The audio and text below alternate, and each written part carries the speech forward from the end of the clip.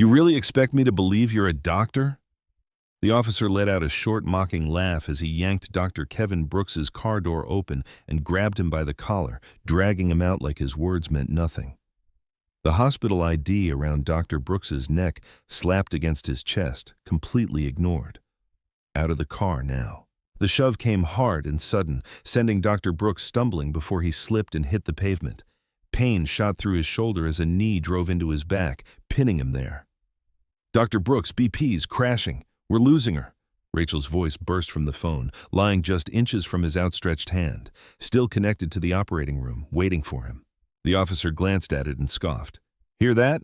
Nice story. Anything to get out of a ticket. Dr. Brooks clenched his jaw, his hands steady against the ground, and somewhere across town, the woman fighting for her life had a last name that would change everything. He had finally found a rare moment of peace. Dr. Kevin Brooks sank deeper into his favorite armchair, his shoulders finally relaxing after a long shift in surgery. The soft lamplight and the sound of rain beginning to tap against the windows made him feel the full weight of his exhaustion. Sharon sat across from him, reading glasses perched on her nose as she reviewed student files from her last semester as principal. She glanced up and smiled. You should eat something before you fall asleep right there. I know. Dr. Brooks' eyes were already closing. Just give me a few minutes. His phone erupted with its distinct emergency ringtone.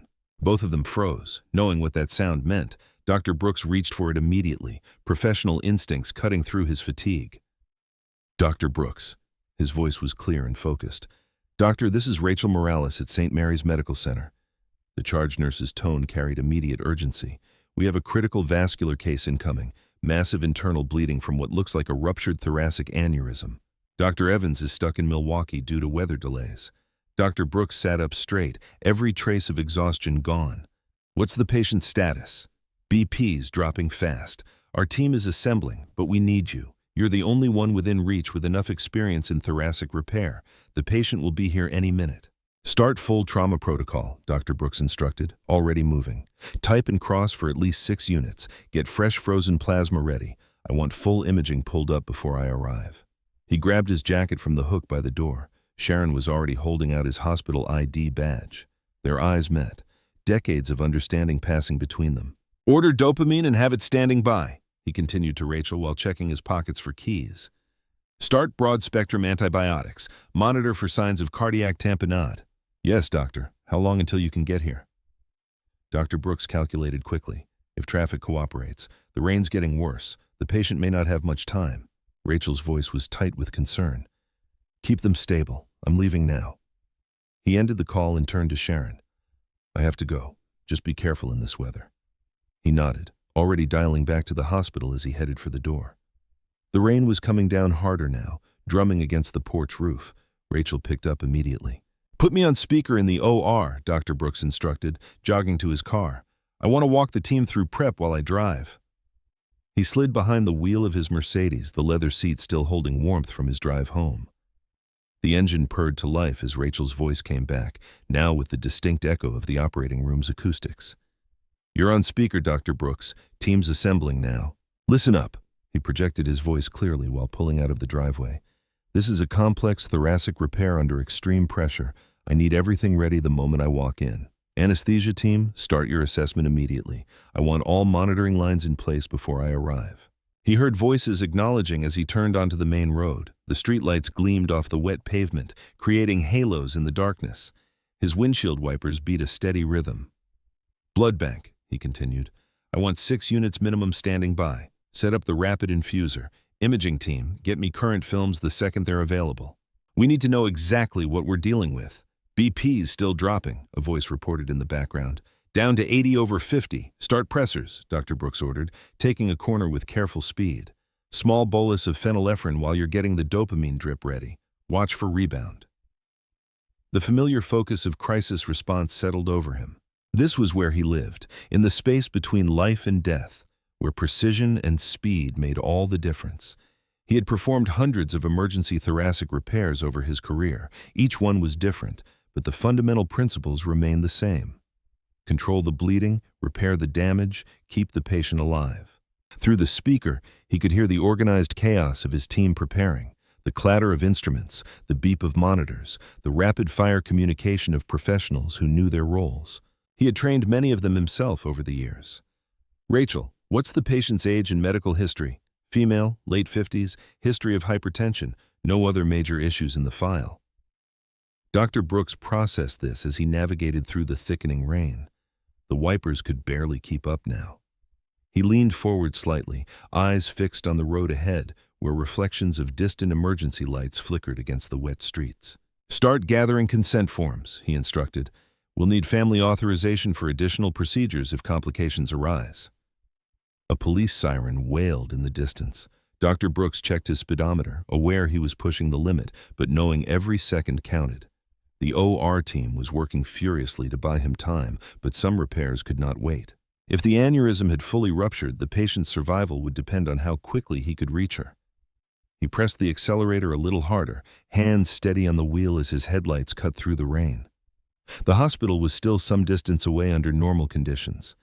In this weather, with a life hanging in the balance, those minutes would feel like hours. Dr. Kevin Brooks pressed steadily through the rain-slicked streets of Chicago, his Mercedes cutting through sheets of water while his hands remained firm on the wheel. Through the car's speaker system, Rachel's voice crackled with updates from the operating room. Blood pressure's hovering at 80/45. "Doctor," Rachel reported, "we've started the pressors." "Good." "Position her right side up, 30-degree angle," Dr. Brooks instructed. "I need full access to the thoracic cavity the moment I arrive. Make sure you have the rapid infuser primed." Red and blue lights suddenly exploded in his rearview mirror, strobing against the wet darkness. Dr. Brooks's stomach tightened, but he maintained his composure, smoothly signaling and pulling to the curb. He could hear the OR team's concerned murmurs through the speakers. "Rachel, I'm being pulled over. Keep the patient stable. I'll get this sorted quickly." He lowered his window as rain spattered inside, reaching carefully for his wallet and hospital ID badge clipped to his jacket. The police cruiser's spotlight swept across his mirrors, nearly blinding him. Through the glare, he could make out a broad-shouldered officer approaching, hand resting near his weapon. Officer Ryan Caldwell's face appeared at the window, jaw set tight, eyes hard with immediate suspicion. "License and registration," Caldwell barked over the sound of rain and passing traffic. "You know how fast you were going?" "Officer, I'm Dr. Kevin Brooks from St. Mary's Medical Center." Dr. Brooks spoke clearly and calmly, holding up his hospital ID. "I'm responding to an emergency surgery. The patient is critical. I asked for your license and registration." Caldwell cut him off, deliberately ignoring the ID badge. "And whose car is this?" "This is my car, officer. I'm reaching for my documents now." Dr. Brooks moved slowly, acutely aware of Caldwell's hand still hovering near his weapon. "But please, there is a woman dying on my operating table. You can verify with the hospital or dispatch." Caldwell's laugh was sharp and dismissive. "Right, everyone's got an emergency when they get caught. Nice ride for a hospital worker, though." He swept his flashlight across the leather interior. "How'd you afford something like this?" "I'm the chief of trauma surgery," Dr. Brooks replied, keeping his voice steady despite the growing urgency in his chest. Through the speakers, he could hear the OR team working. "Please, officer, call the hospital. They'll confirm everything I'm telling you." "Sure they will." Caldwell's tone dripped with sarcasm. He leaned closer to the window, rain running down his face. "You know how many people try to play doctor with fake IDs? Step out of the vehicle. Officer, I'm begging you to verify my credentials. Every minute matters right now." Dr. Brooks tried to keep the desperation from his voice, but the knowledge of his patient's declining condition weighed heavily. "Boy, when I tell you to step out, you step out." Caldwell's voice turned hard. More cars were slowing now, headlights illuminating the scene through the rain. "Unless you've got something to hide." The word boy hung in the air between them, its meaning unmistakable. Dr. Brooks felt the familiar cold weight in his stomach, the one that came with watching decades of professional accomplishment dissolve in the face of predetermined judgment. "My hospital ID is right here," Dr. Brooks said, fighting to maintain his professional tone. "My medical license is in my wallet. I can show you. All I see is someone in an expensive car who probably cannot explain how he got it, trying to talk his way out of a ticket." Caldwell stepped back slightly, his hand now firmly on his weapon. "Last chance. Exit the vehicle." Through the speakers, Dr. Brooks heard Rachel's voice, BP's dropping again. "Doctor, we need you here. Officer, please." Dr. Brooks tried one more time, gesturing toward his dashboard. My credentials are right there in my phone case. I can prove everything I'm saying if you'll just... The moment his hand moved toward the dashboard, Caldwell yanked the car door open with violent force. Rain poured in as the officer's face contorted with manufactured anger. Out now. Hands where I can see them. The order boomed over the sound of rain and passing traffic. Dr. Brooks could see phones being raised in nearby cars, recording what was unfolding. His surgical team was still listening, witnessing his humiliation in real time. Everything he had built over his career, his reputation, his dignity, his authority was crumbling in the space of minutes, washed away by the rain and one officer's refusal to see him as anything but a threat. I'm complying, Dr. Brooks said clearly, wanting the growing audience to hear his rationality. But I need you to understand there is a critical patient waiting for emergency surgery. Save the stories, Caldwell growled. Get out of the car now. Dr. Brooks looked at his hands gripping the steering wheel, the same hands that had saved countless lives in his operating room. In moments, they would be forced behind his back while a woman possibly died waiting for him. The injustice of it burned in his throat. But he knew any show of that anger would only make things worse. Slowly, deliberately, he unbuckled his seatbelt. The rain intensified, drumming against the roof of his car like a countdown. Each drop marking seconds his patient could not spare. The rain pelted Dr. Brooks's face as he stood beside his Mercedes, water already soaking through his dress shirt. Officer Caldwell loomed over him, flashlight beam cutting through the darkness. Through the car's open door, Rachel's voice crackled with mounting concern from the speakerphone. Dr. Brooks, what's happening? The patient's pressure is falling. Officer, please. Dr. Brooks tried one final time, his voice tight but controlled. There is a woman on my operating table right now who will die without immediate surgery. I'm begging you to verify my credentials with the hospital. Shut up about the hospital, Caldwell snapped, moving closer. Nobody's buying your story. Turn around and put your hands on the vehicle. Doctor, Rachel's voice called out again, we need you here now. Dr. Brooks remained frozen for a moment, torn between compliance and desperation. His hospital ID badge hung clearly visible on his jacket, the St. Mary's logo illuminated by the cruiser's lights. The absurdity of it all, standing in the rain while his patient slipped away, his identity denied despite proof literally hanging from his chest, made his throat tight with frustrated anger. I said, turn around. Caldwell grabbed Dr. Brooks's shoulder and roughly spun him toward the car, slamming him against the wet metal. The impact knocked his phone loose from his pocket. Instinctively, Dr. Brooks twisted to catch it, his last connection to the operating room. Wait, my phone? Stop resisting! Caldwell roared. In one violent motion, he swept Dr. Brooks's legs and drove him face first toward the pavement. Dr. Brooks's cheek hit the wet asphalt hard. Before he could speak, Caldwell's knee crashed into his back, driving the air from his lungs. White-hot pain exploded through his right shoulder as the officer wrenched his arm up at a savage angle. Please, Dr. Brooks gasped, rain mixing with blood from where his face had scraped the road. My shoulder, I'm a surgeon. I need my hands. Quit fighting. Caldwell pressed harder, though Dr. Brooks had not moved. The phone skittered across the wet pavement, still connected to the horrified surgical team, listening to their doctor's humiliation. Headlights swept across the scene as more cars slowed. Phone cameras appeared in windows. A small crowd began gathering on the sidewalk, their faces lit by screens as they recorded. Not one person stepped forward to intervene. Another police cruiser pulled up, and Sergeant Victor Hayes emerged, taking in the scene with calculated indifference. Sergeant, Dr. Brooks called out, hoping for reason. Please check my credentials. There is a critical patient waiting for emergency surgery, every minute. He was combative when I stopped him, Caldwell interrupted, speaking to Hayes while keeping his knee planted in Dr. Brooks's back. Kept trying to reach for something in the car, making excuses about being some kind of doctor. Hayes glanced at Dr. Brooks's hospital ID, lying clearly visible nearby, then deliberately looked away. Better cuff him before he causes more trouble. The cold steel of handcuffs bit into Dr. Brooks's wrists. His shoulders screamed in protest as Caldwell roughly secured them, the pain so intense it brought tears to his eyes. Not from the physical agony alone, but from the knowledge that his patient's chances were slipping away with each passing second. Through the rain, he could hear murmurs from the growing crowd. Why are they being so rough? He's wearing a doctor's ID. Somebody should call the hospital. But no one did. They just watched and filmed as Dr. Brooks, chief of trauma surgery, saver of countless lives, lay handcuffed in a puddle while his patient waited for hands that would not come. "My credentials are right there," Dr. Brooks said, his voice steady and dignified, even as rain ran down his face. "My hospital ID, my medical license, my surgical credentials. Just check them, please." "You can save the performance," Hayes replied coldly. "There are plenty of cameras already." More patrol cars arrived, their lights painting the wet street in swirling red and blue. Officers stood around exchanging knowing looks, while Dr. Brooks remained face down on the pavement, his expensive suit soaked through, his shoulder throbbing with a pain that threatened his surgical future. From his fallen phone, he could still hear Rachel's increasingly frantic voice. "Dr. Brooks! Doctor, are you there? Someone tell me what's happening. We're losing her." Caldwell kicked the phone, sending it skittering further away.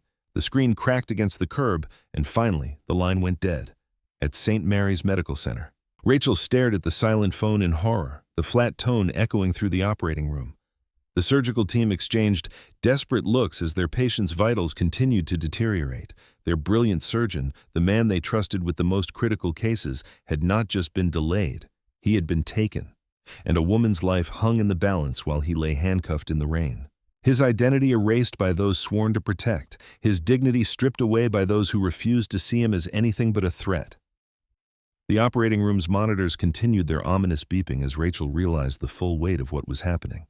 She gripped the phone so tight her knuckles went white, knowing that somewhere out there Dr. Brooks was facing something far worse than a simple traffic stop. The minutes crawled by with excruciating slowness as Dr. Brooks lay handcuffed on the wet pavement. His shoulder throbbed where Caldwell had wrenched it, each pulse of pain a reminder of what this might cost him in the operating room. Around him, the crowd of onlookers had grown, their phone cameras still recording every humiliating moment. Across town at St. Mary's Medical Center, Rachel Morales' fingers flew across the phone keypad, punching in the police dispatch number. The operating room behind her hummed with tense activity as nurses and technicians fought to keep their patients stable. But Rachel could see the monitors showing deteriorating vital signs. "This is charge nurse Rachel Morales at St. Mary's Medical Center," she barked into the phone, her voice carrying the authority of someone used to managing life-and-death situations. "I need immediate verification of a police stop involving Dr. Kevin Brooks, chief of trauma surgery. He was en route to perform emergency surgery when your officers detained him." The dispatcher started to give her a standard response, but Rachel cut through it. "No, you listen to me. Dr. Kevin Brooks, our leading trauma surgeon, and we have a critical patient dying on this table. Verify his credentials now." Back at the scene, rainwater pooled around Dr. Brooks's face as he tried to shift his weight to ease the grinding pain in his shoulder. Officer Tyler Morgan, one of the younger patrol officers who had arrived later, noticed Dr. Brooks's hospital ID card lying face up in a puddle. He picked it up, turning it over in his hands as Rachel's calls finally reached dispatch. Morgan keyed his radio. "Dispatch, can you confirm credentials for a Dr. Kevin Brooks from St. Mary's Medical Center?" The response crackled back almost immediately. "Confirmed. St. Mary's has been calling repeatedly. Subject is verified as chief of trauma surgery. Hospital reports emergency situation pending." Caldwell and Hayes exchanged quick, panicked looks. The crowd had heard the radio exchange and phones were still recording. Hayes moved first, his face tight with barely controlled alarm. "Remove those cuffs," he ordered sharply, trying to sound authoritative rather than defensive. "Now!" Caldwell fumbled with the handcuff key, his earlier arrogance replaced by barely concealed fear as he realized the magnitude of their mistake. The cuffs clicked open, and Dr. Brooks slowly pushed himself up from the wet pavement, his right arm held stiffly against his side. "You're free to go," Hayes announced flatly, as if they had just finished a routine traffic stop. No apology, no offer of assistance, no acknowledgement of what they had done. His only concern now was damage control. Dr. Brooks's suit was soaked and filthy, streaked with road grime and spots of blood where his face had scraped the asphalt. He did not waste breath arguing or demanding justice. There was no time. His patient needed him. He retrieved his cracked phone from the gutter and limped to his car. Each movement sent fresh waves of pain through his abused shoulder. The crowd parted silently as he passed, their cameras still rolling. Some looked ashamed for not speaking up sooner. Others glared at the officers, who now stood awkwardly by their cruisers, trying to appear busy with paperwork. Neither Caldwell nor Hayes offered to escort him to the hospital. They did not even watch as he carefully eased himself into the driver's seat, his right arm nearly useless. Their only priority now was protecting themselves, discussing in low voices how to frame their report. Dr. Brooks's hands shook as he started the engine. The adrenaline surging through his system helped dim the pain, but he knew his shoulder was seriously injured. He forced himself to focus on what mattered: his patient, the surgery, the life hanging in the balance. The drive to St. Mary's felt endless. Every bump sent spikes of agony through his shoulder. His wet clothes clung uncomfortably, and his face stung where it had been pressed into the pavement. But he pushed it all aside, mentally reviewing the procedure ahead, determining how to compensate for his injured arm. Finally, the hospital's emergency entrance came into view. Rachel was already running out to meet him, her face drawn with worry. She took one look at his condition, the mud-stained suit, the way he held his arm, the scrape on his cheek, and her expression hardened with fury. "Dr. Brooks," she said, helping him from the car, "the patient is prepped and waiting, but there is something you need to know." She paused, then delivered the words that would change everything. "The patient is Patricia Foster, Police Chief Daniel Foster's wife." The fluorescent lights buzzed overhead as Dr. Brooks rushed through the secured corridor, his wet shoes squeaking against the polished floor. Rachel matched his pace, rattling off vital signs and updates while other staff members stared at his disheveled appearance. "BP's dropping, Dr. Brooks. We're transfusing the 3rd unit, but she's still losing ground," Rachel reported, her voice tight with urgency. "And there is something else. The patient is Patricia Foster, Chief Foster's wife, ruptured thoracic aneurysm, just like we feared." Dr. Brooks absorbed this information without breaking stride. His shoulders screamed in protest as he pushed through the double doors leading to the surgical suite. The pain threatened to overwhelm him, but decades of training kicked in. He forced everything else away: the arrest, the humiliation, the injury, and focused solely on the life hanging in the balance. "Get me Dr. Nathan Cole for assist," he ordered, wincing as he started scrubbing. "And Dr. Lisa Bennett for anesthesia for additional support. We'll need perfect pressure control." Rachel noticed his stiff movements.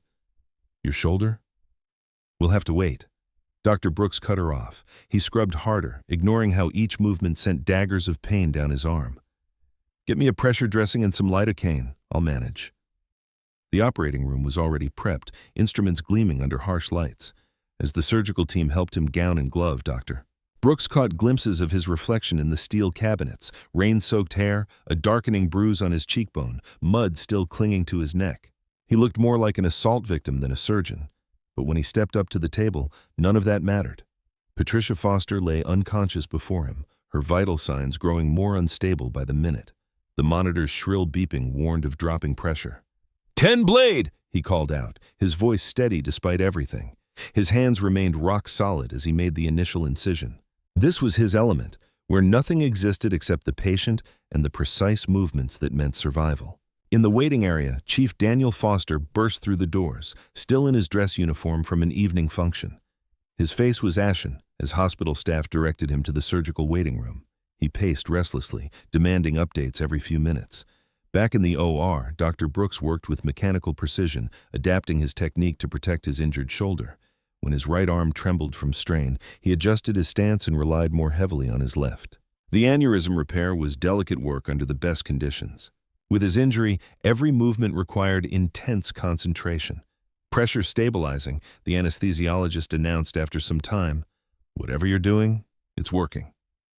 Sweat dripped down Dr. Brooks's face inside his surgical mask.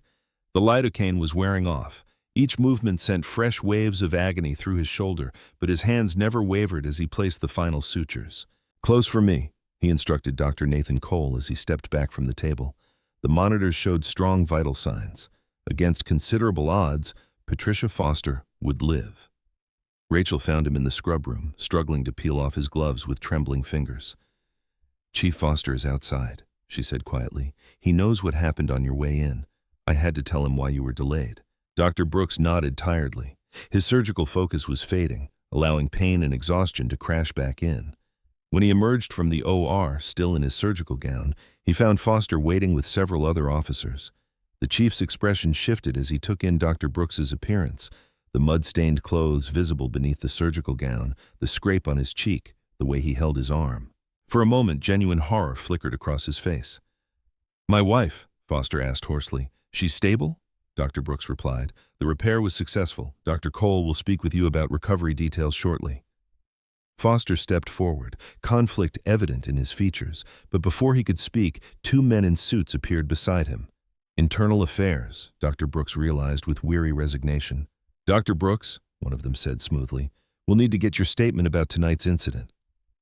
Almost simultaneously, hospital CEO Michael Harrington emerged from his office, his face a careful mask of professional concern. Dr. Brooks, let's discuss this in private. We need to handle this situation appropriately. The word situation hung in the air like smoke. Dr. Brooks saw the machinery of damage control grinding into motion. The quick sideways glances, the carefully chosen words, the subtle pressure already building. Harrington guided him toward the administrative offices, away from the gathering crowd of curious staff. His tone was precisely calibrated to sound sympathetic while conveying an unmistakable warning. Before anything goes public, we should review exactly what happened. The hospital has certain protocols for incidents involving law enforcement. As light began to filter through the windows, Dr. Brooks's shoulder throbbed in time with his pulse as Harrington closed the office door behind them. Dr. Brooks, the CEO said carefully, what are your thoughts about handling this matter internally? The emergency department's treatment room felt sterile and cold as Dr. Lisa Bennett gently probed Dr. Brooks's shoulder. Each touch sent sharp jolts of pain radiating down his arm. The fluorescent lights cast harsh shadows across his face, highlighting the scrape on his cheek where it had met the wet pavement. Can you make a fist for me? Dr. Bennett asked, watching his hand closely. Dr. Brooks tried, but his fingers trembled with the effort. The same hands that had just completed delicate vascular surgery now struggled with this basic movement. We need to get imaging right away, Dr. Bennett said, frowning. I'm concerned about potential nerve impingement from the trauma. The way they wrenched your arm. The door burst open as Sharon rushed in, her eyes wide with worry. She had thrown on clothes hastily, her usually neat hair pulled back messily. Kevin. She moved to his side, carefully touching his uninjured arm. Rachel called me. She told me everything. Dr. Brooks tried to smile reassuringly, but exhaustion and pain made it more of a grimace. I'm okay. The patient survived. That's what matters. The patient survived because you performed surgery while injured, Sharon said firmly, her voice tight with controlled anger, after they assaulted you for trying to get here. Mrs. Brooks, Dr. Bennett interjected, your husband needs an MRI and nerve conduction studies, the way his hand is trembling. Before she could finish, the door opened again. Hospital CEO Michael Harrington entered, followed by a sharp-featured woman in a business suit who carried a leather portfolio. Harrington's normally polished appearance showed signs of having been rushed to the hospital, his tie slightly askew, his silver hair not perfectly combed. Dr. Brooks, Harrington said smoothly, this is attorney Karen Walsh from our legal department. We need to discuss how to handle this situation. Sharon stepped protectively closer to Dr. Brooks. The situation where police officers assaulted my husband while he was trying to save a life. Walsh cleared her throat. We should be very careful about using terms like assault until all the facts are reviewed. These kinds of incidents are complex. Complex. Sharon's voice could have cut steel. My husband identified himself as a surgeon. They ignored his hospital ID. They injured him. What's complex about that? Mrs. Brooks, Harrington said placatingly, we all want to handle this appropriately, but making public accusations before the full review process. Dr. Brooks's phone buzzed on the examination table, then buzzed again and again. Sharon picked it up, her expression darkening as she read the screen. Well, it seems the police department is not waiting for any review process, she said bitterly. Someone's already talking to the press. She held up the phone showing a local crime blog post that was rapidly spreading. Sources say an erratic driver became confrontational during a routine traffic stop, refusing to comply with officer commands and causing his own delay to hospital duties. The driver, identified as Dr. Kevin Brooks, was temporarily detained until his identity could be verified. This is coordinated, Sharon said, her eyes flashing.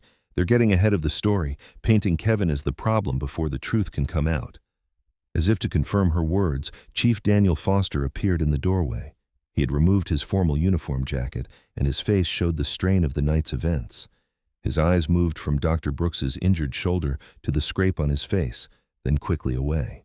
Dr. Brooks, he said quietly, I wanted to thank you personally. The surgical team says you saved Patricia's life despite... He trailed off, gesturing vaguely at Dr. Brooks's injuries. "Chief Foster," Dr. Brooks said, his voice quiet but steady. "Your officers need to be held accountable. They would not listen, would not verify my credentials, would not call dispatch. The delay could have cost your wife's life." Foster shifted uncomfortably. "I understand you're upset. The department will conduct a thorough review." "A review?" Sharon interrupted. "Your wife almost died while your officers had my husband face down in the rain, and now your people are already spinning lies about him being erratic and confrontational. Mrs. Brooks, these situations require careful examination of all perspectives. The truth is, the only perspective that matters," Dr. Brooks said quietly. "Chief, I'm not looking for revenge. I just want honesty about what happened." Foster would not meet his eyes. "I'll make sure the review is thorough," he repeated, then quickly excused himself. Harrington cleared his throat. "Dr. Brooks, perhaps you should take a few days off to rest. The hospital will need to conduct its own review of the incident's impact on patient care." "Patient care?" Sharon's voice rose. "He saved her life." More notifications buzzed on Dr. Brooks's phone. With a growing sense of dread, he opened his social media feed. His name was trending, accompanied by phrases like "reckless doctor" and "road rage incident." The carefully crafted narrative was already spreading, twisting truth into something unrecognizable in the harsh light now streaming through the hospital windows. Dr. Bennett tried to redirect attention to the medical concerns. "He needs imaging studies immediately. The nerve damage could be—" "Of course," Harrington interrupted smoothly. "We'll schedule those right away. In the meantime, Dr. Brooks, please do not make any public statements without consulting legal affairs first.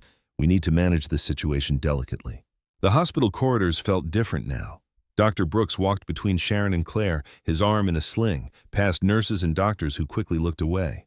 Their silence spoke volumes. "Everyone's scared to talk," Claire said quietly. "That's how they maintain control." Rachel met them at radiology, her face tight with worry. She pulled them into an empty consultation room and closed the door. "They're trying to make this disappear," she said. "Administration sent out an email about proper channels for media inquiries. That's code for keep your mouth shut." "Who sent the email?" Claire asked, already taking notes. "CEO Harrington himself. He never sends all staff emails." Rachel shook her head. "People are talking, though. The whole OR team heard what happened over the phone. The radiologist called Dr. Brooks in for imaging. Each movement of his shoulder sent sharp pains down his arm. As he lay still under the machine's whirring eye, he tried not to think about what this could mean for his surgical career. The results came back quickly. Dr. Alan Fisher, the attending radiologist, pointed to areas of concern on the scan. "There is significant soft tissue damage here and here. But what worries me most is the potential nerve involvement. See this area?" Dr. Brooks saw it. After decades of reading scans, he knew exactly what he was looking at, the kind of damage that could end a surgeon's career. "We'll need further testing," Dr. Fisher continued, "but you should prepare for the possibility of reduced fine motor control."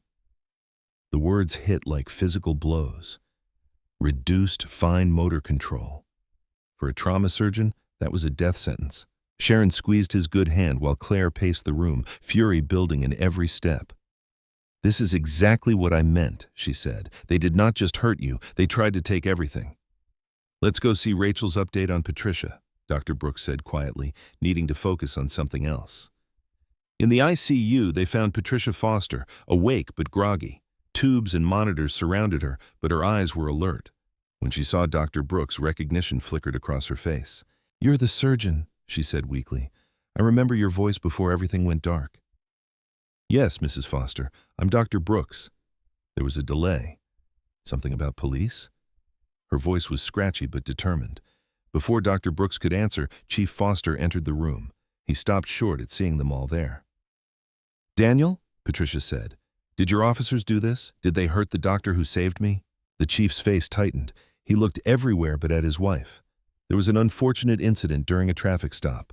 We're conducting a thorough internal review. That's not what I asked.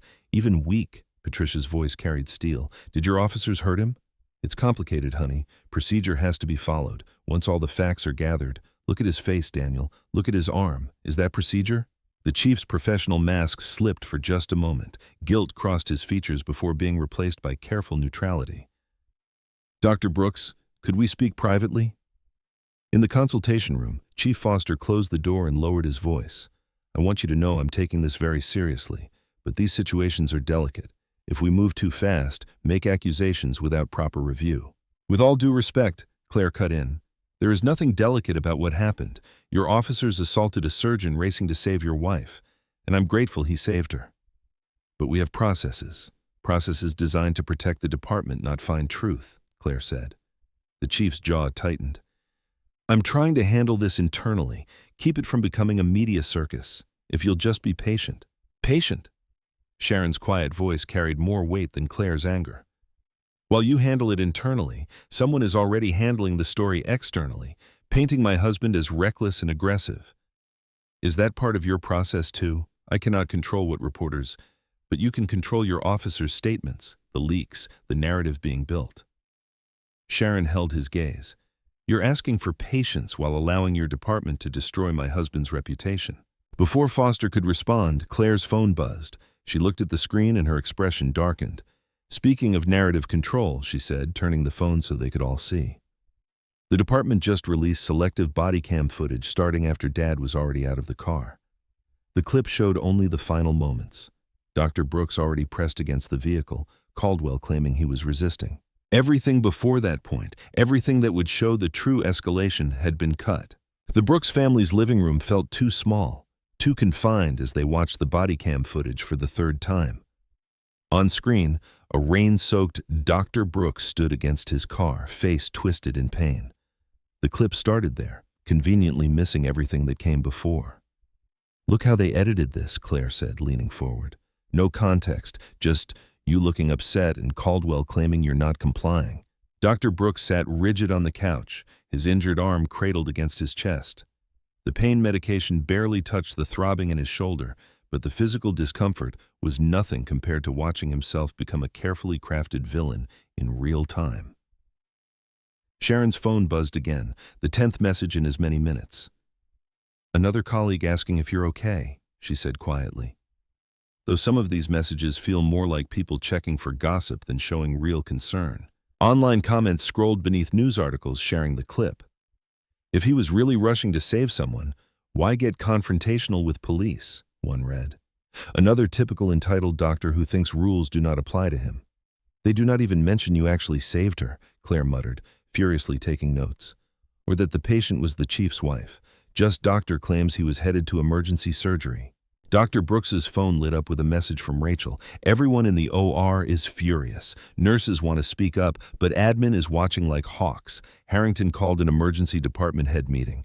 As if on cue, an email arrived from the hospital administration. Dr. Brooks read it aloud, his voice flat. In light of recent events and to ensure proper recovery time, Dr. Brooks is being placed on temporary medical leave effective immediately. This is a standard precautionary measure. Standard precautionary measure. Claire cut in. That's rich. They're hiding you away until this blows over. The email was CC'd to the board of directors, Dr. Brooks noted. They're covering themselves legally. Sharon squeezed his good hand. How are you really doing? Dr. Brooks was quiet for a long moment.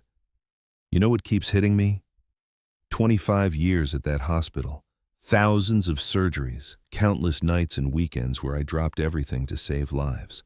But none of that mattered to Caldwell. One look at my face and he decided what I was.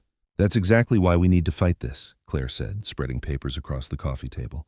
I'm building the evidence. Dispatch calls, surgery records, social media posts, everything. They're trying to make this about your behavior instead of theirs, Sharon observed. Rachel sent another update.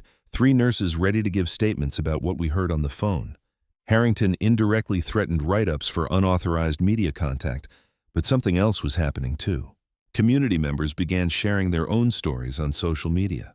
A black business owner described being handcuffed outside his own store. A woman recalled officers refusing to believe she lived in her neighborhood. A medical student shared being stopped 3 times in 1 month driving to rotations. This is bigger than one night, Claire said, adding screenshots to her growing file. You're just the most visible example of what happens constantly. Dr. Brooks watched another news segment loop the body cam clip. They keep showing me angry, but not what made me angry. The public sees the reaction without the cause. Classic tactic, Claire replied. Control the starting point. Control the narrative. Sharon studied her husband's face. What would you have done differently? That's what keeps me up, Dr. Brooks said. I did everything right. Pulled over immediately, kept my hands visible, spoke calmly, showed ID, called them sir, and none of it mattered because Caldwell decided what he saw before he ever reached my window. The night deepened. More stories emerged. More messages arrived. Claire kept building her evidence, cross-referencing documents. At some point, she sat up straighter, frowning at her laptop. Wait, something's wrong with these timestamps. She pulled up the full metadata from the released body cam footage. Look at this gap. The video jumps. 5 whole minutes missing. Those would be the worst minutes, Dr. Brooks said quietly. The takedown, the knee in my back when he wrenched my shoulder. Convenient that those moments did not make the edit, Claire said, highlighting the gap in her notes. Sharon looked between her daughter's determined face and her husband's weary one. So, what happens now? Now, Claire said, we find out what they're hiding in those missing minutes. As light crept through the kitchen windows, no one in the Brooks house had truly slept. Claire sat surrounded by papers and laptops, her fingers moving across keyboards with fierce determination.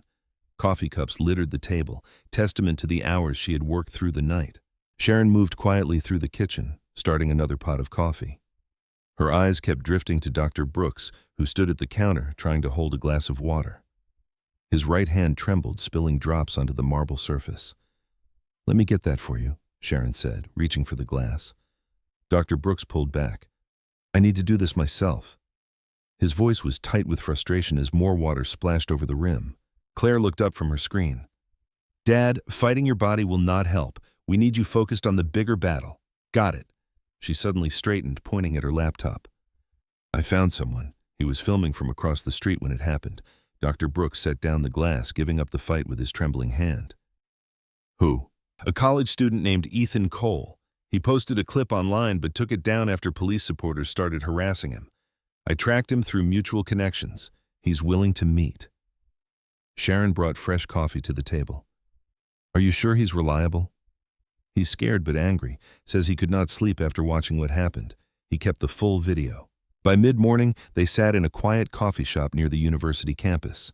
Ethan, a lanky pre-med student, nervously handed over his phone. "I saved everything.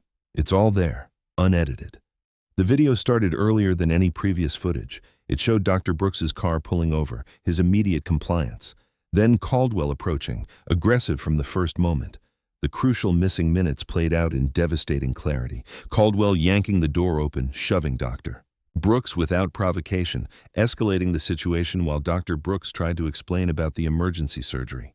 "This changes everything," Claire said, immediately backing up the video to secure drives. Around noon, their phones exploded with notifications. Patricia Foster had given a statement from her hospital bed, her voice weak but determined. "I need to be clear about what happened. The surgeon these officers assaulted is the same man who saved my life. Despite their actions, despite his injuries, Dr. Brooks still performed my operation. I'm alive because he refused to let their cruelty stop him from doing his duty." The impact was immediate. News outlets that had questioned Dr. Brooks's account now wanted exclusive interviews. Social media lit up with support. Rachel sent excited messages about nurses gathering in break rooms to watch Patricia's statement, cheering and crying. "Even the chief cannot ignore this," Sharon said, scrolling through reactions. His own wife just drew a line in the sand. For the first time since the arrest, Dr. Brooks felt a weight lift slightly from his chest. "Maybe we can still fix this without destroying everything I have built." His phone buzzed with supportive messages from colleagues, patients, families, and community leaders. Local news channels were running side-by-side comparisons of the official body cam edit versus the full civilian footage, highlighting the department's attempted deception. "Look at this," Claire said, showing them her screen. 3 other officers have come forward about previous incidents with Caldwell. They were scared to speak up before, but now? The morning's triumph lasted a short while. At some point in the afternoon, hospital CEO Michael Harrington called a press conference. His words were carefully chosen, wrapped in concern. "Given the physical and emotional trauma Dr. Brooks experienced, the hospital is initiating an independent review of surgical competency. While we respect Dr. Brooks's service, patient safety must be our primary concern." Dr. Brooks sat heavily in his kitchen chair. "They're not just questioning that night anymore. They're questioning every surgery I have ever performed." "They're scared," Claire insisted. The department is exposed, so they're trying to shift blame, make it about your judgment instead of police brutality. Harrington is protecting the hospital's reputation, Sharon added. If they admit the police delayed a critical surgery, it opens liability issues. But Dr. Brooks barely heard them. He stared at his trembling right hand, the same hand that had performed thousands of precise procedures, the same hand that saved Patricia Foster's life just days ago. At some point later, he sat in a sterile exam room at occupational medicine, trying to thread a suture through surgical mesh. The evaluator watched silently as Dr. Brooks's fingers shook, the needle dancing erratically. Sweat beaded on his forehead. The tremors grew worse with each attempt. "Dr. Brooks," the evaluator finally said, "I think we should stop here." Dr. Brooks looked down at his betraying hand, the instrument that had defined his life for 25 years, now quivering like a leaf in the wind. The evaluation form on the desk remained incomplete, but its message was clear. He was, for now at least, unfit for surgery. Dr. Brooks's hands gripped the steering wheel, knuckles white, but the right one would not stop shaking. The concrete walls of the hospital parking structure seemed to close in around him. Sharon sat quietly in the passenger seat while Claire's voice came through the car speakers. "What exactly did the evaluator say?" Claire asked. She didn't have to say much. Dr. Brooks's voice was hollow. "My hands are supposed to be steady enough to repair blood vessels smaller than a pencil line. You saw what happened with that glass of water this morning. I could not even complete basic suturing tests." "It could be temporary," Sharon said softly. "Stress, trauma, inflammation from the injury, or nerve damage from being slammed into the pavement." Dr. Brooks's words came out sharp, bitter. 25 years of training, of building trust, of proving myself, and Caldwell took it away in seconds. His phone buzzed. The hospital's medical staff office had already received the evaluation results. The message was direct, effective immediately. He was barred from all surgical procedures pending comprehensive review. Sharon read the message over his shoulder. They did not even wait. "They're scared," Claire said. "If they admit the police caused this, they are liable for every surgery you cannot perform." "The same hospital where I have saved hundreds of lives," Dr. Brooks's voice cracked. "Where I have trained residents, covered emergency calls, built entire programs. Now, I am just a liability to manage." They drove home in heavy silence, but before they reached the house, Claire called back, "Turn on Channel 4 now." Sharon found the station on her phone. A police union spokesperson filled the screen, his tone aggressive. "Dr. Brooks is attempting to weaponize race to distract from his own reckless choices that night. He endangered lives by speeding, became confrontational during a lawful stop, and is now trying to profit from false accusations against dedicated officers." "Profit?" Dr. Brooks's laugh was harsh. "I can barely hold a scalpel." The spokesman continued, "Officer Caldwell followed procedure and will remain on active duty while—" Sharon turned it off. They are not even pretending to investigate anymore. They pulled into their driveway as evening settled. The house felt different now, smaller, darker, like the walls held too many broken dreams. Dr. Brooks moved through rooms touching familiar objects, his medical texts, his surgical loops, the teaching awards on his office wall. Each item seemed to mock him. "I should have known," he said finally, sitting heavily in his study. "All these years thinking excellence would protect me, thinking if I was twice as good, worked twice as hard, stayed twice as controlled, they would have to respect me." His voice broke.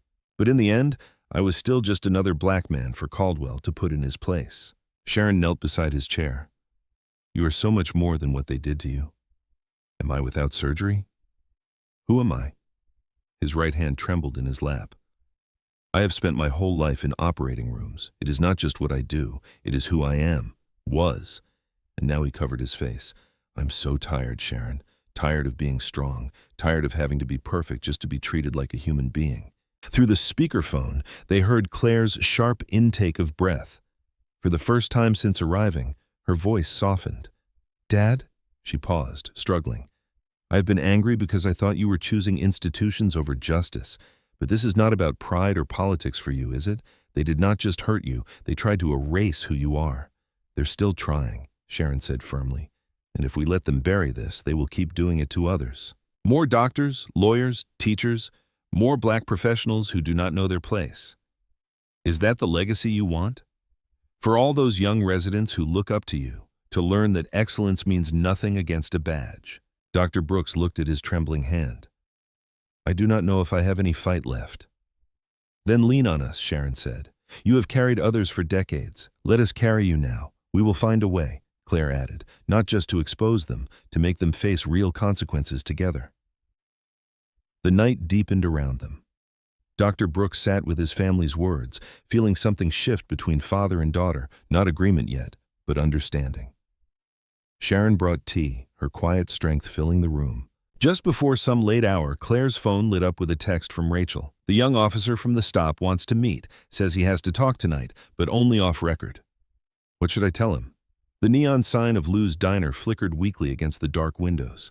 Inside, Claire Brooks sat alone in a corner booth, her legal pad ready, watching the door. At some point, Officer Tyler Morgan entered, still in uniform, but looking smaller somehow, shoulders hunched as if trying to disappear. He slid into the booth, eyes darting around the empty diner. Anyone follow you? No, Claire said. Just us and one cook in the back. Talk to me about what happened to my father. Morgan's hands shook as he pulled papers from inside his jacket. What they did, what we did, it was not right. And what they're doing now is even worse. Start from the beginning, Claire said, pen poised. Everything you saw. I ran Dr. Brooks's ID before Caldwell took him down. The hospital confirmation came back clear. Attending surgeon, emergency privileges, everything. Morgan's voice dropped lower. I radioed Sergeant Hayes right away. He acknowledged. But then he swallowed hard. Then he let Caldwell escalate anyway. Meanwhile, across town, Sharon sat with Dr. Brooks in their living room. Despite the late hour, sleep felt impossible. She placed a digital recorder on the coffee table. Tell me everything you remember, she said gently. Every detail matters now. Dr. Brooks closed his eyes, his right hand trembling slightly in his lap. The rain was steady. I had Rachel on Bluetooth going through pre-op protocols. When I saw the lights, I pulled over immediately. Back at the diner, Morgan spread out documents, dispatch logs, radio transcripts, screenshots of the original incident report. Look at the timestamps, he said, pointing. This first report shows my ID verification came back clear early on, but the final version they submitted has the time pushed back almost 15 minutes after the takedown. They're trying to hide that we knew who he was before any force was used. Claire's pen moved rapidly across her legal pad. Who altered it? Hayes ordered the changes himself, said it was clarifying the sequence of events. Morgan's disgust was evident. But I kept copies of everything. I knew this was not right. Why come forward now? Claire studied him carefully. Because I became a cop to help people. What they did to your father, that was about power, not protection. And now they want me to lie about it. He met her eyes. I cannot sleep. I cannot look at my badge the same way. In the Brooks home, Dr. Brooks's voice grew stronger as he recounted details into the recorder. Caldwell kept calling me boy, kept asking if the car was really mine. When I reached for my hospital ID, he yanked me out so fast my shoulder. He paused, rubbing his arm. I can still feel the knee in my back, the handcuffs cutting in. Sharon touched his hand. Keep going. Every word builds the truth. Near the early hours, Claire returned home, clutching a manila envelope full of evidence. She spread everything across the dining room table. Morgan's original reports, dispatch logs, text screenshots between officers. It is all here, she said, her voice tight with controlled fury. They knew exactly who you were. They knew you were telling the truth, and they chose to hurt you anyway. Dr. Brooks stared at the papers, at the proof that his humiliation had been deliberate. His hands still shook, but his voice was steady. They thought they could bury this because no one would believe me over them. Just before sunrise, Rachel called. I have something else for you, she said without preamble. I saved the audio from my calls with dispatch that night, including the exact time I told them Dr. Brooks was our emergency surgeon heading in for a critical case. She paused. It is time-stamped. They cannot claim they did not know. Sharon watched understanding spread across Dr. Brooks's face. The truth no longer depended on anyone's word against the police. It was documented, preserved in multiple sources. When I was on that wet pavement, he said slowly, I felt utterly powerless, like nothing I had achieved mattered against their badges and guns. But now, he touched the papers, the transcripts, the audio files. Now we have something they cannot take away or twist. The sun rose over their neighborhood as Claire organized the evidence into clear timelines. Dr. Brooks watched her work, seeing not just his daughter's legal skill, but her fierce commitment to justice. "I am ready," he said finally, "to tell everything, to fight publicly." As morning light filled the kitchen, Sharon's phone rang. The caller ID showed an unfamiliar number. "Mrs. Brooks." The voice was tired, but determined. "This is Patricia Foster. I need to speak with Dr. Brooks in person before this goes to the city council." "What happened to him?" "What my husband's officers did. I want to look him in the eye when I tell him I will not let them bury this." The private recovery room was hushed, except for the steady beep of monitors. Patricia Foster lay propped up against white pillows, her face pale, but her eyes sharp and focused. When Dr. Brooks entered with Sharon and Claire, she immediately reached out her hand. "Dr. Brooks," she said softly, "please sit close where I can see you properly." Dr. Brooks took the chair beside her bed, noting the surgical dressing visible beneath her hospital gown. Evidence of his work that terrible night.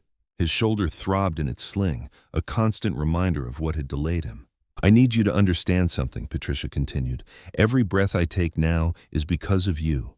Every moment I have left with my children and grandchildren exists because you refused to give up, even after what they did to you."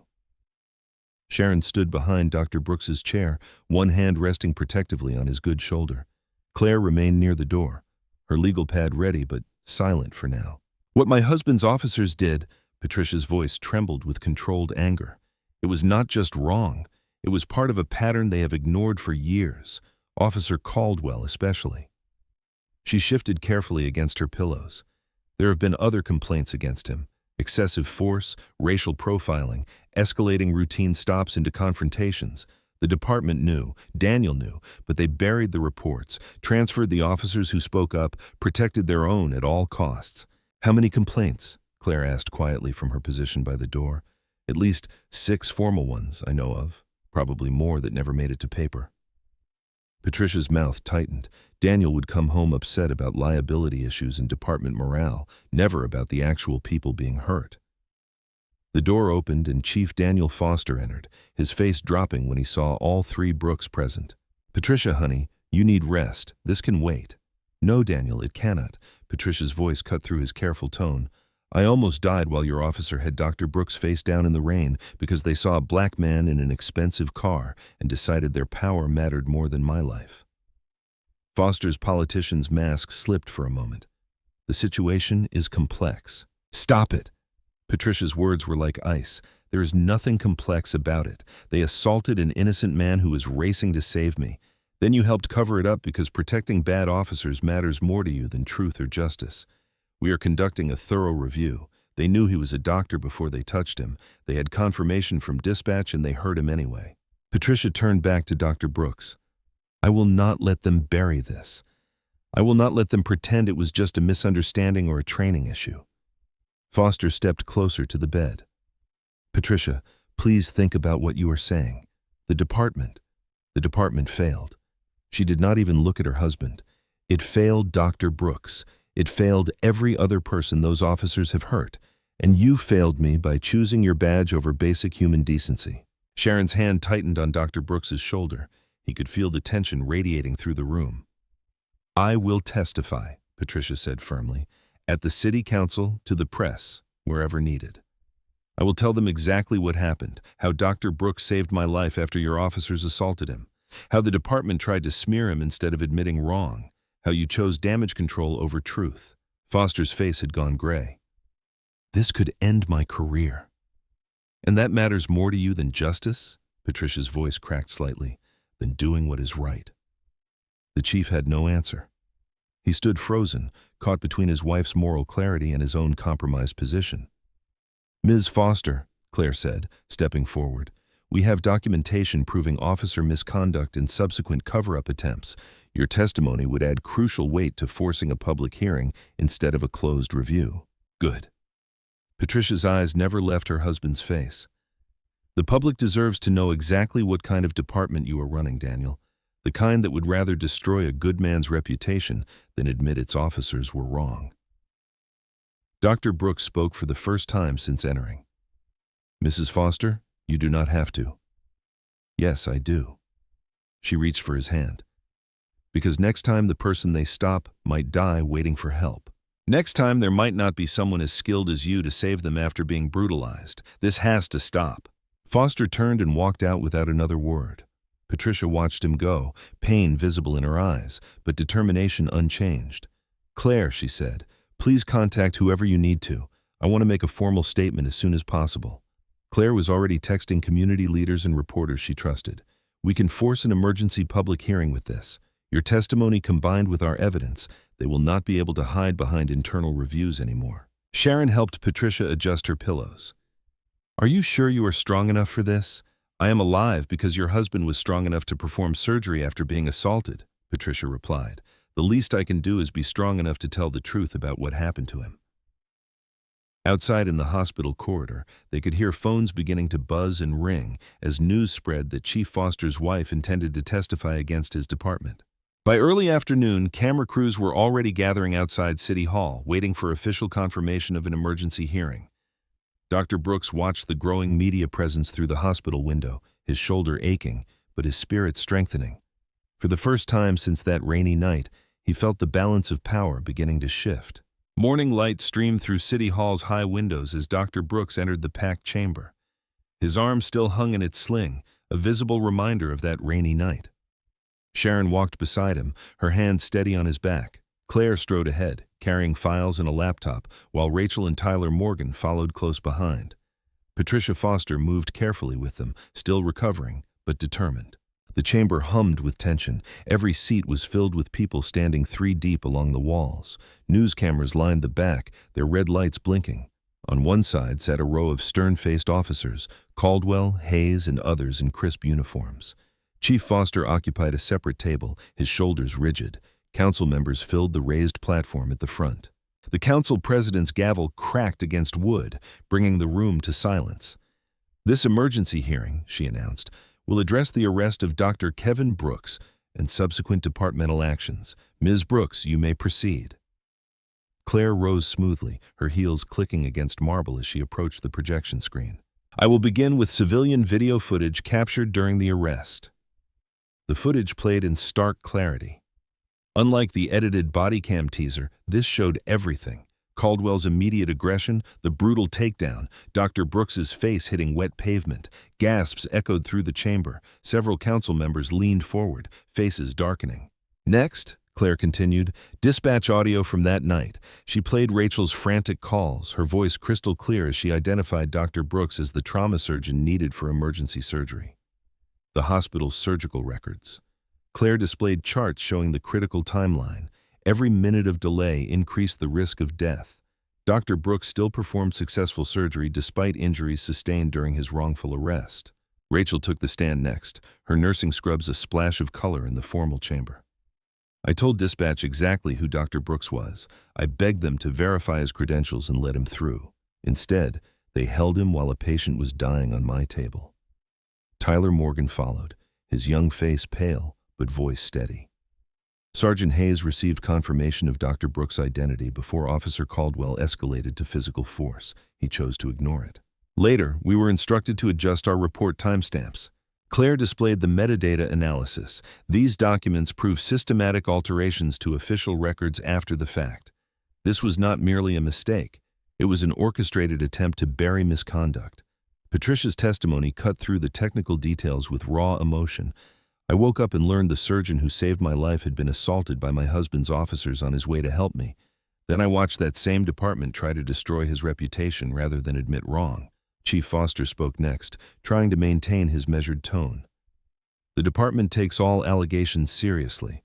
When did you learn Dr. Brooks was the surgeon who saved your wife?" Claire interrupted. "That morning. And did you correct the false narrative being spread about him? The situation required careful review." "Yes or no, Chief Foster? Did you allow your department to smear Dr. Brooks's character after learning he had saved your wife's life?" Foster's polish cracked. "We had procedures to follow. Procedures that protected abusive officers while punishing their victim," Claire pressed. "Procedures that valued department reputation over truth and justice." Finally, Caldwell took the stand. His contempt showed immediately in his posture, in the curl of his lip. Dr. Brooks was driving recklessly. Below the speed of your own officers responding to routine calls, Claire countered. Try again. He was aggressive. The video shows you initiated physical contact. Would you like to watch it again? Caldwell's face flushed dark red. He needed to learn. Learn what, Officer Caldwell? Claire's voice could have cut steel. Learn his place. Learn that his credentials, his success, his desperate rush to save a life meant nothing once you decided he looked suspicious. You people always think you are special, Caldwell snapped. Think you are above the law just because you people? Claire pounced. Please clarify that statement, officer. The chamber erupted. Council members started talking all at once. Caldwell realized his mistake too late, tried to backtrack, but his mask had slipped. His real face, arrogant, bigoted, unrepentant, was visible to every camera. The council president's gavel cracked repeatedly. Order. This chamber will have order, but the damage was done. Reporters were already typing furiously on phones. Spectators muttered in disgust. Even other officers shifted uncomfortably away from Caldwell. Claire gathered her materials with deliberate calm. I believe the evidence speaks for itself.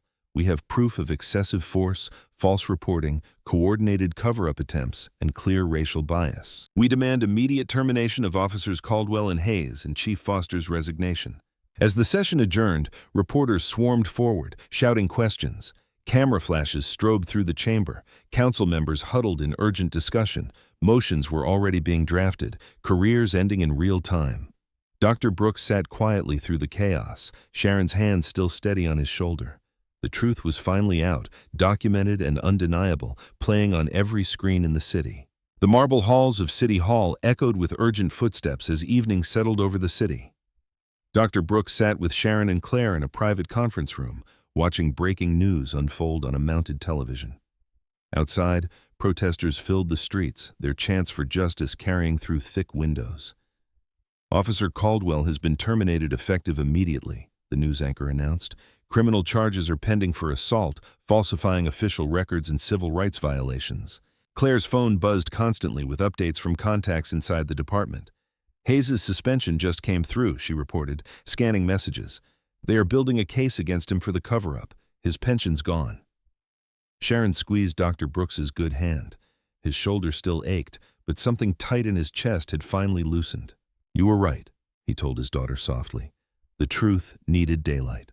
More news poured in as night fell. The police union withdrew support from Caldwell after the hearing footage went viral. Hayes' supervisor role was permanently revoked. Young officers began coming forward about other incidents that had been buried. By 10 o'clock, Chief Daniel Foster's carefully constructed control crumbled completely. News cameras captured him leaving headquarters, resignation letter in hand, while protesters lined his path. His political allies had abandoned him within hours of the hearing. The system only protects its own until it becomes too costly, Claire observed, watching Foster's departure. Shortly before midnight, the hospital board convened an emergency session. By morning, they announced CEO Michael Harrington had been removed for failure of leadership. His replacement issued an immediate public apology to Dr. Brooks, acknowledging the hospital's role in enabling injustice. The next weeks passed in a blur of purpose. Dr. Brooks began intensive physical therapy, working to restore strength and precision to his injured shoulder. The tremor in his hand slowly improved with specialized exercises. Sharon drove him to every appointment while Claire coordinated with prosecutors building cases against Caldwell and Hayes. Small movements first, his therapist advised, guiding him through careful finger exercises. Build the foundation back gradually. Rachel visited often, bringing updates from the surgical floor. The residents ask about you every day, she told him. They miss your teaching. Settlement talks moved quickly, pushed by public pressure and clear evidence. When the final figure was reached, Dr. Brooks knew exactly what to do with it. He established the Brooks Emergency Medicine Initiative, creating scholarships for minority medical students and funding crisis response training programs. This is not about money, he explained at the initiative's launch. It is about making sure the next generation of doctors never faces what I faced. It is about changing the system from within. The first scholarship recipient was a young black woman from Dr. Brooks's old neighborhood. I want to be a trauma surgeon because of you, she told him, eyes bright with purpose, because you showed us they cannot stop us from saving lives. Weeks turned to months. Dr. Brooks's hand grew steadier through relentless practice. He spent hours doing microsurgery exercises, rebuilding the precise control that had defined his career. The tremor faded gradually, then disappeared entirely. Finally, on a clear autumn morning, Dr. Brooks stood in the surgical prep room at St. Mary's, carefully scrubbing his hands. The case had been chosen specifically, a complex vascular repair, the kind of procedure that had first made his reputation. Sharon, Claire, and Rachel watched through the observation window as he entered the operating room. The familiar ritual of gowning and gloving centered him. His team stood ready, welcoming him back with quiet professionalism. "Scalpel," he said clearly, and felt the weight of the instrument settle into his steady hand. The procedure began, each movement precise and controlled. Through the glass, his family watched his shoulders relax as he found his rhythm again. Hours passed in focused silence. Dr. Brooks's hands remained rock steady, muscle memory and skill flowing naturally. When the final suture was placed, he stepped back and nodded to his team. They all knew what this moment meant. "Close for me," he instructed his resident. He stripped off his gloves, flexing fingers that had healed stronger than before. As he pushed through the OR doors into the bright hospital corridor, Sharon was waiting with tears in her eyes. "Welcome back," she whispered, embracing him. Claire smiled from beside her. "You did it, Dad. You showed them all." Rachel appeared with his white coat. "The OR has not been the same without you, Doctor." Dr. Brooks shrugged into the coat, straightening his shoulders. Through the windows, he could see his city gleaming in the afternoon sun, a city that had learned his name first in scandal, then in triumph. A city that finally understood his worth, not just as a surgeon, but as a man who refused to let injustice stand. His pager chimed with another emergency case. Without hesitation, he turned toward the surgical floor, family beside him, hands steady and sure. He had work to do. If you enjoyed the story, leave a like to support the channel and subscribe so that you do not miss out on the next one. On the screen, I have picked 2 special stories just for you. Have a wonderful day, Doctor. Kevin Brooks's harrowing night on those rain-slicked Chicago streets taught us one of the most profound and gut-wrenching lessons life can offer. No amount of excellence, no string of life-saving surgeries, and no visible proof of your worth can shield you from being judged by the color of your skin in a single heartbeat. In that moment, when a decorated chief of trauma surgery lay face down in a puddle, handcuffed and humiliated while a dying woman waited for his steady hands, the world saw something brutally honest, the quiet agony of being reduced to a stereotype despite decades of flawless dedication. Yet what rose from that darkness was even more powerful, the unbreakable strength of family, the courage of ordinary voices like a young officer and a grateful patient's wife who refused to stay silent, and the quiet dignity of a man who chose to keep fighting even when his own body betrayed him.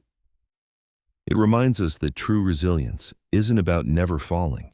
It's about rising with your integrity intact, leaning on the people who truly see you, and turning personal pain into a bridge for others. This story doesn't just stir anger or sadness, it stirs hope, the kind that makes your chest tighten and your eyes well up, because it proves that one person's refusal to be erased can crack open systems built on fear and force real change.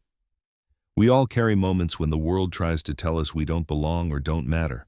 Dr. Brooks shows us we can answer with truth, love, and persistence until justice finally listens. What part of this lesson hit you the hardest? The raw injustice, the family's fierce support, or the triumphant return to the operating room? Drop your thoughts in the comments below and tell me how this story is changing the way you see resilience in your own life. If it moved you even a little, hit that subscribe button and turn on notifications so you never miss the next powerful story that reminds us what it really means to stand tall when everything tries to knock you down. Your support keeps these real-life lessons alive. Thank you for being here.